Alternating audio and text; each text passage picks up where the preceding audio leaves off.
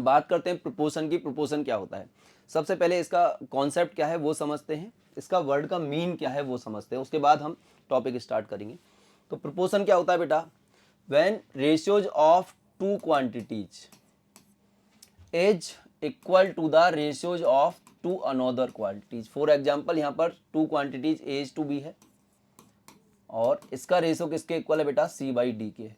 ठीक है, तो आप इनको क्या बोलेंगे कि ये अपने पास जो टर्म्स हैं किस में होंगी बेटा, प्रोपोर्शन में होंगी। ठीक है, अब देखिए इसको ऐसे लिख सकते हैं कि सपोज कि सर टू क्वांटिटीज का रेशियो 2:3 है and two another quantity suppose 4/6 है, 4 और 6 है टू अनदर क्वांटिटी। अब देखिए कि इनका रेशियो भी कितना होगा, 2/3 होगा। तो आप बोल देंगे कि sir ratios of two quantities is equal to the ratios of two another quantities, then these quantities are in the proportion. ठीक है, तो ये क्वांटिटीज किस में होंगी सर, प्रोपोर्शन में होंगी।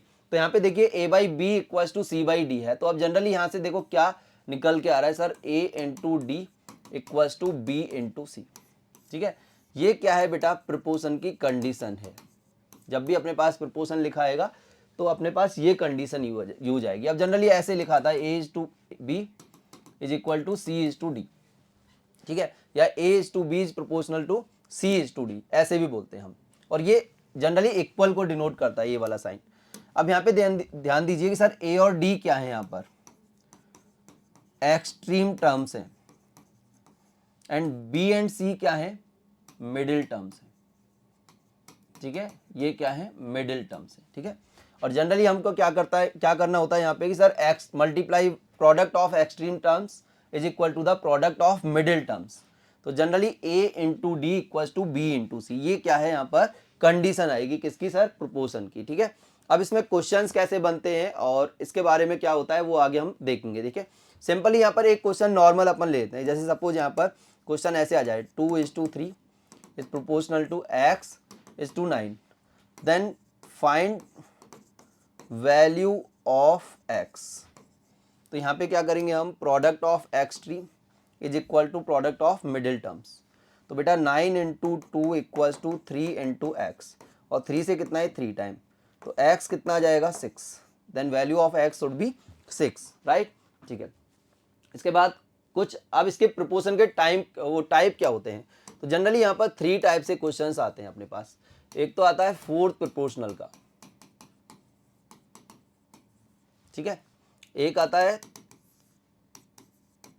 थर्ड प्रोपोर्शनल का,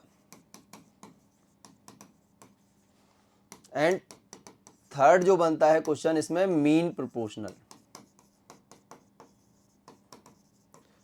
3 टाइप के यहाँ पर क्वेश्चंस बनते हैं। फोर्थ प्रोपोर्शनल क्या होता है कि सिंपली अपने पास क्वेश्चंस कैसे आएगा, find fourth proportional of 5, 6 and 8, suppose ऐसे आ गया।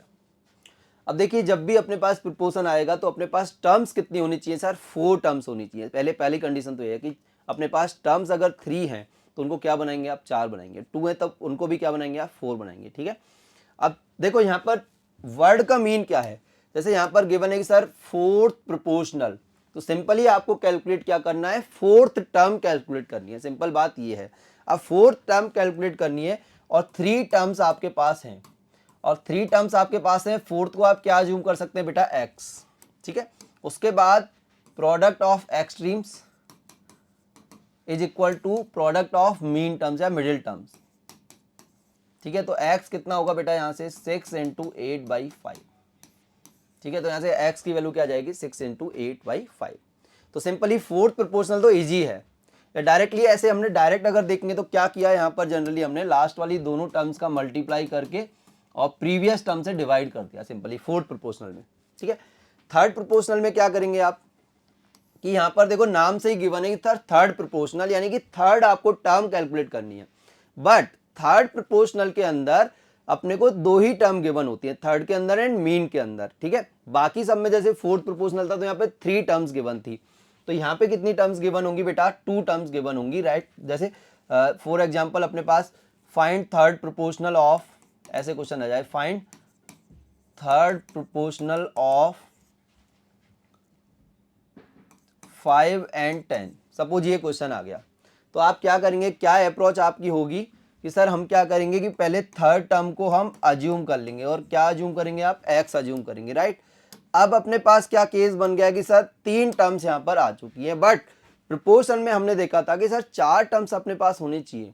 तो फोर्थ टर्म को आप कुछ अब क्या करेंगे कि फोर्थ टर्म, सर थर्ड ही हमने अज्यूम कर लिया एक्स, अब अलग से वेरिएबल थोड़ी लेंगे। तो ध्यान दीजिए कि जो 10 है बेटा इस 5 के साथ भी रेशो बनाएगा और 10 एक्स के साथ भी, यानी कि जब भी अपने पास 3 टर्म्स अवेलेबल हैं, ठीक है, वेरिएबल लेने के बाद में, अज्यूम करने के बाद, तो आप मिडिल टर्म को 2 टाइम लिखेंगे। कैसे लिखेंगे सर, 5, 10, 10, एक्स, उसके बाद product of extreme equals to product of middle terms, और 5 से कितना है 2 टाइम, तो x कितना आ जाएगा यहाँ से 20 आ जाएगा, ठीक है।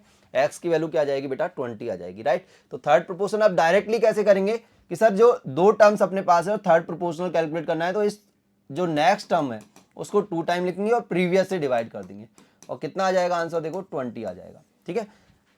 नेक्स्ट बात करते हैं हम मीन प्रोपोर्शनल की, ठीक है। तो मीन प्रोपोर्शनल क्या होता है, जैसे सपोज अब मीन प्रोपोर्शनल नाम से पता है कि सर मिडिल टर्म कैलकुलेट करनी है अपने को, और क्वेश्चन कैसे आ जाएगा, suppose find mean proportional of 3 and 27, ये क्वेश्चन है सपोज। तो आप मिडिल टर्म को क्या अज्यूम करेंगे, x, बट अपने पास देखिए यहाँ पर क्या है कि सर 3 टर्म्स ऑलरेडी आ चुकी हैं x वेरिएबल लेने के बाद, तो अब अपने पास 3 को 4 बनाना है। सिंपली प्रोपोर्शन का जो मेन कॉन्सेप्ट है वो क्या है कि सर 4 टर्म्स अपने पास आनी चाहिए, उसके बाद product of extremes equal to product of middle terms, ये अपने को करना होता है। तो हम क्या करेंगे सर, इस x को, मिडिल टर्म को क्या लिखते हैं हम, 2 बार लिखते हैं फिर, ठीक है। और अब देखिए कि बेटा प्रोडक्ट ऑफ एक्सट्रीम यानी 3 into 27 इक्वल्स टू क्या हो जाएगा x स्क्वायर, तो x यहाँ से क्या होगा रूट ऑफ 81, दैट इज कितना 9 ना, ठीक है। अब देखो डायरेक्टली यहाँ पर मिडिल या मीन टर्म्स को कैसे करेंगे आप कि सर जो भी टर्म्स गिवन है उनका प्रोडक्ट करके रूट निकालना है आपको। तो बेटा 81 का रूट कितना आ जाएगा 9, ठीक है। 81 का कितना हो जाएगा 9 हो जाएगा। तो ये आपने प्रोपोर्शन अच्छे से समझा, थैंक यू वेरी मच।